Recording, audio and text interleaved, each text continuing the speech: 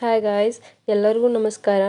ಇವತ್ತು ನಾ ಈ ವಿಡಿಯೋ ಒಳಗೆ ಏನು ಹೇಳ್ಬೇಕು ಅನ್ಕೊಂಡೇನಂತಂದ್ರೆ ಮೆಹಂದಿ ಕೋನ್ ಹೆಂಗೆ ಹೋಲ್ಡ್ ಮಾಡಬೇಕು. ಯಾಕಂತಂದ್ರೆ ಮೆಹಂದಿ ನಾವು ಹಾಕುವಾಗ ಎಲ್ಲದಕ್ಕಿಂತ ಇಂಪಾರ್ಟೆಂಟ್ ಏನಂತಂದ್ರೆ ಮೆಹಂದಿ ಹೆಂಗೆ ಹೋಲ್ಡ್ ಮಾಡ್ತೇವೆ ಅನ್ನೋದು. ಇಫ್ ನಾವು ಏನಾದರೂ ರಾಂಗ್ ವೇ ಒಳಗೆ ಹೋಲ್ಡ್ ಮಾಡತ್ತಿದ್ರೆ ಅದು ಡಿಸೈನ್ ಕರೆಕ್ಟಂಗೆ ಬರೋಂಗಿಲ್ಲ. ಅದ್ರ ಸಲುವಾಗಿ ನಾ ಹೆಂಗೆ ಹಿಡಿಬೇಕು ಅನ್ನೋದನ್ನ ಹೇಳ್ಕೊಡತ್ತೀನಿ. ಮೊನ್ನೆ ಏನಾಯಿತು, ನನ್ನ ಫ್ರೆಂಡ್ ಒಬ್ಬಾಕಿ ನನಗೆ ಮೆಹಂದಿ ಹಾಕತ್ತಿದ್ಲು. ಸೊ ನಾ ಅವತ್ತೇನು ಒಬ್ಸರ್ವ್ ಮಾಡಿದ್ದೆ ಅಂತಂದ್ರೆ ಅಕ್ಕಿ ಕೋನು ಕರೆಕ್ಟಂಗೆ ಹಿಡ್ದಿರಲಿಲ್ಲ. ಅದಕ್ಕಾಗಿ ನಾ ಇವತ್ತು ಅದ್ರ ಮೇಲೆ ವಿಡಿಯೋ ಮಾಡಿ ಹಾಕ್ಬೇಕಂತ ಹೇಳಿ ಅಂದ್ಕೊಂಡೇನೆ. ಸ್ವಲ್ಪ ಜನ ಹಿಂಗೇನು ಮಾಡ್ತಾರಂತಂದ್ರೆ ಹಿಂದೆ ಫೋಲ್ಡ್ ಮಾಡಿ ಹಿಂದಿಂದ ಹಿಡಿತಾರೆ cone. So this is totally wrong way to hold the cone.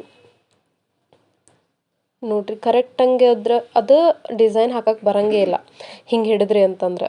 ಇನ್ನೊಂದು ಸ್ವಲ್ಪ ಜನ ಹೆಂಗೆ ಹಿಡಿತಾರೆ ಅಂತಂದ್ರೆ ಮುಂದೆ ಹಿಡಿತಾರೆ. ಇದು ಕರೆಕ್ಟ್ ವೇ ಅಲ್ಲ ಕೋನ್ ಹಿಡಿಯೋಕೆ.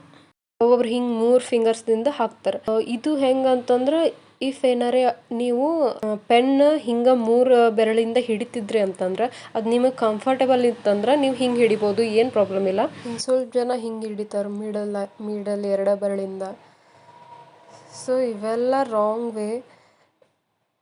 ಕರೆಕ್ಟಾಗಿ ನೀವು ಡಿಸೈನ್ ಹಾಕಕ್ಕೆ ಬರೋಂಗಿಲ್ಲ. ಅದಕ್ಕೆ ಭಾಳ ಇಂಪಾರ್ಟೆಂಟ್ ನೀವು ಹೆಂಗೆ ಕೋನ್ ಹಿಡಿತೀರಿ ಅನ್ನೋದು. ಸ್ವಲ್ಪ ಜನ ಹಿಂಗೆ ಹಿಡಿತಾರೆ. ಆಮೇಲೆ ಸೊ ಹಿಂಗೆಲ್ಲ ಹಿಡಿದ್ರೆ ಏನು ಪ್ರಾಬ್ಲಮ್ ಅಂತಂದ್ರೆ, ಏನು ಡಿಸಡ್ವಾಂಟೇಜಸ್ ಅಂತಂದ್ರೆ, ಎಲ್ಲ ಡಿಸೈನ್ ಒಳಗೂ ನಾವು ಒಂದೇ ಪ್ರೆಷರ್ ಅಪ್ಲೈ ಮಾಡೋದಿರಂಗಿಲ್ಲ. ಒಂದೊಂದು ಕಡೆ ಜಾಸ್ತಿ ಪ್ರೆಷರ್ ಅಪ್ಲೈ ಮಾಡ್ಬೇಕು, ಒಂದೊಂದು ಕಡೆ ಕಡಿಮೆ ಪ್ರೆಷರ್ ಅಪ್ಲೈ ಮಾಡೋದಿರ್ತದೆ.